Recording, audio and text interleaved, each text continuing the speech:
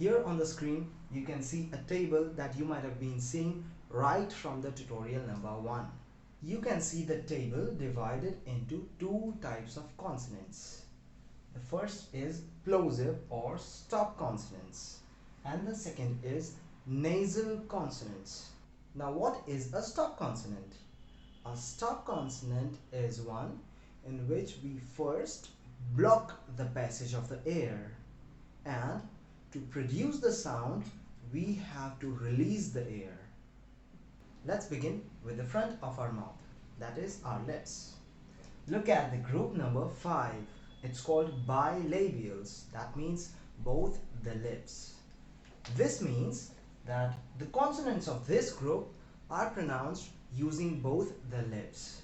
First, we block the passage of the air using our lips, and then to produce the sound we release the air, like P.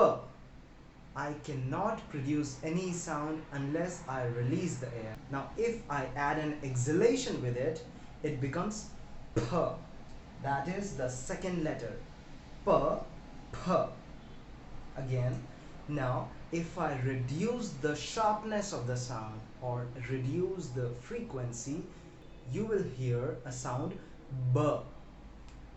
P, P, B. And then adding exhalation makes it B. In all the consonants of the bilabial group, we are doing one and the same thing, that is blocking the air using our lips and then releasing it to produce the sound. Now let's move a bit backwards in our mouth, that is our teeth. The next group is the dentals, in which we block the air using our tongue. We place the tongue between the teeth, and the tongue blocks all the passage of the air. And to produce the sound, we release the air. T, th, d, dh. Again, the pattern is the same. The first and the third are unaspirated, and the second and fourth are aspirated consonants. That is, along with considerable exhalations.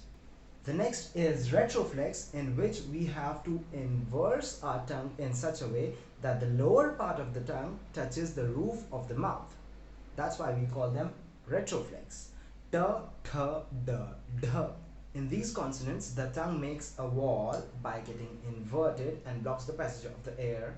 And to produce sound, we remove this air. T, th, d, dh. Moving further backwards are the palatal consonants. Ch, ch, j, jh. And at last, we move further back to reach the velum. K, kh, g, gh. In each of these groups, we are doing the same thing, that is blocking the air. The only difference is the position and manner of blocking the air changes, and therefore the sound changes with it.